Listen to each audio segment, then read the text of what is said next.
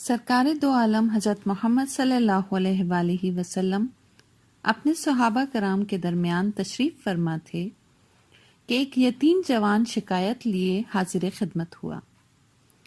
کہنے لگا، یا رسول اللہ، میں اپنی کھجوروں کے باغ کے ارد گرد دیوار تعمیر کرا رہا تھا کہ میرے ہمسائے کی کھجور کا ایک درخت دیوار کے درمیان میں آ گیا۔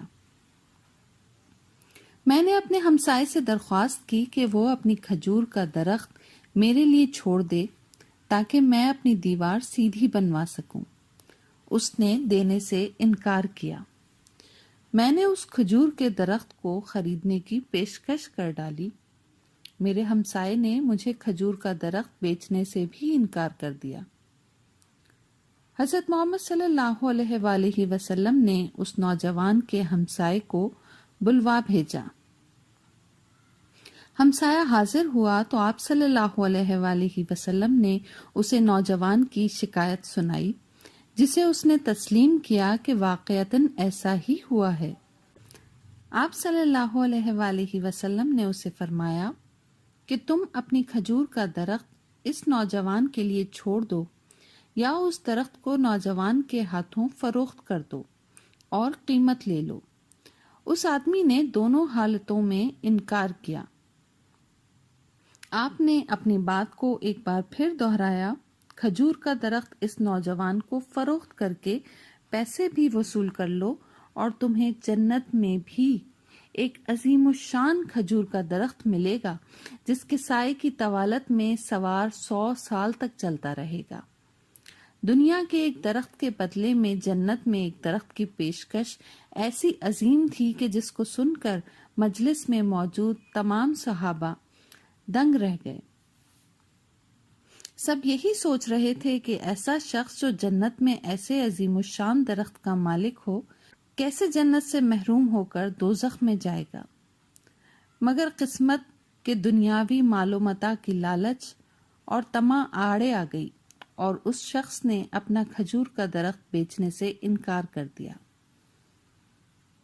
مجلس میں موجود ایک صحابی ابو الدہدہ آگے بڑھے اور حضور اکرم صلی اللہ علیہ وآلہ وسلم سے عرض کی، یا رسول اللہ صلی اللہ علیہ وآلہ وسلم، اگر میں کسی طرح وہ درخت خرید کر اس نوجوان کو دے دوں تو کیا مجھے جنت کا وہ درخت ملے گا؟ آپ نے جواب دیا، ہاں، تمہیں وہ درخت ضرور ملے گا۔ ابو الدہدہ نے اس آدمی کی طرف رخ کیا اور پوچھا، میرے کھجوروں کے باغ کو جانتے ہو؟ اس آدمی نے پورا جواب دیا، جی، کیوں نہیں، مدینے کا کون سا ایسا شخص ہے جو آپ کے 600 کھجوروں کے باغ کو نہ جانتا ہو؟ ایسا باغ جس کے اندر ہی ایک محل تعمیر کیا گیا ہے، باغ میں میٹھے پانی کا ایک کنواں اور باغ کے ارد گرد تعمیر خوبصورت اور نمایاں دیوار دور سے ہی نظر آتی ہے۔ مدینہ کے سارے تاجر تیرے باغ کے اعلیٰ اقسام کے کھجوروں کو کھانے اور خریدنے کے انتظار میں رہتے ہیں۔ ابو الدہدہ نے اس شخص کی بات کو مکمل ہونے پر کہا، تو پھر کیا تم اپنے اس کھجور کے ایک درخت کو میرے سارے باغ، محل، کنویں اور اس خوبصورت دیوار کے بدلے میں فروخت کرتے ہو؟ اس شخص نے غیر یقینی سے سرکار دو عالم کی طرف دیکھا کہ کیا عقل مانتی ہے کہ ایک کھجور کے بدلے میں اسے اتنا بڑا 600 کھجوروں کے باغ کا قبضہ بھی مل پائے گا کہ نہیں؟ معاملہ تو ہر لحاظ سے فائدہ مند نظر آ رہا تھا۔ حضور پاک صلی اللہ علیہ وآلہ وسلم اور مجلس میں موجود صحابہ کرام نے گواہی دی اور معاملہ طے پا گیا۔ ابو الدہدہ نے خوشی سے حضور اکرم صلی اللہ علیہ وآلہ وسلم کو دیکھا اور سوال کیا، یا رسول اللہ، جنت میں میرا ایک کھجور کا درخت پکا ہو گیا نا؟ آپ صلی اللہ علیہ وآلہ وسلم نے فرمایا، نہیں۔ ابو الدہدہ سرکار دو عالم کے جواب میں حیرت زدہ رہ گیا۔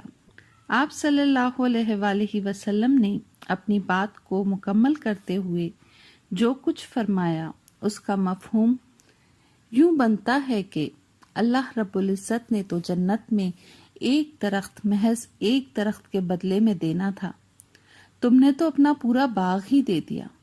اللہ رب العزت جود و کرم میں بے مثال ہیں۔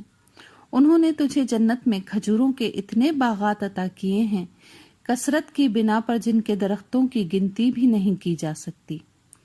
ابو الدہدہ، میں تجھے پھل سے لدے ہوئے ان درختوں کی کس قدر تعریف بیان کروں۔